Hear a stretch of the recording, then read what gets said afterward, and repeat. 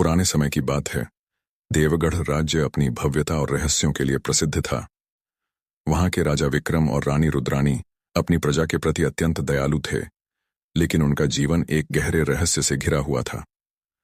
राजमहल के एक गुप्त हिस्से में एक काला सिंहासन था, जिसे कोई भी नहीं छू सकता था। कहा जाता था कि यह सिंहासन शापित था और जो भी उस पर बैठता वह रहस्यमय तरीके से गायब हो जाता।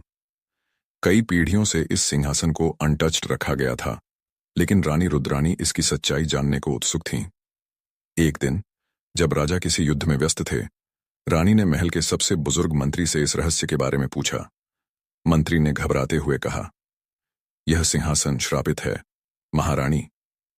सदियों पहले एक महान जादूगर ने इसे शाप दिया था कि जो भी इस पर बैठेगा वह किसी दूसरी रहस्यमयी दुनिया में चला जाएगा। रानी रुद्राणी इस पर विश्वास नहीं कर पाईं। उन्होंने तय किया कि वे इस रहस्य की गहराई में जाएंगी।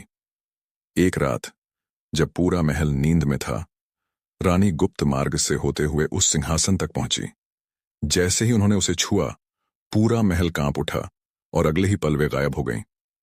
सुबह जब राजा विक्रम महल लौटे तो रानी को न पाकर बेचैन हो उठे। उन्होंने सारे महल में खोजबीन करवाई, लेकिन रानी का कोई सुराग नहीं मिला। तभी एक बूढ़ी स्त्री महल में आई और फुसफुसाते हुए बोली, रानी अब इस लोक में नहीं है। उन्हें बचाने के लिए तुम्हें मृत्यु की घाटी से गुजरना होगा। राजा विक्रम बिना देर किए उस स्त्री के बताए अनुसार एक अंधेरी सुरंग में घुसे। रास्ता खतरनाक था, लेकिन उनके पास अपने प्यार की शक्ति थी। अंततः वे एक विशाल दरवाजे के सामने पहुंचे, जिस पर अजीबोगरीब आकृतियां बनी थीं। जैसे ही राजा ने दरवाजा खोला, वे एक अलग ही दुनिया में प्रवेश कर गए। यहां सब कुछ धुंधला और डरावना था। अचानक उन्हें एक ऊंची चट्टान पर रानी दिखाई दी, जो किसी अदृश्य शक्ति से बंधी हुई थी। तभी एक काले वस्त्रों में लिपटा व्यक्ति प्रकट हुआ और बोला, अगर तुम अपनी रानी को वापस ले जाना चाहते हो तो तुम्हें अपनी सबसे प्रिय वस्तु का बलिदान देना होगा। राजा के पास उनकी सबसे प्रिय चीज उनकी तलवार थी, जो उनकी विजय और शक्ति का प्रतीक थी। उन्होंने बिना सोचे तलवार उस रहस्यमयी शक्ति को सौंप दी।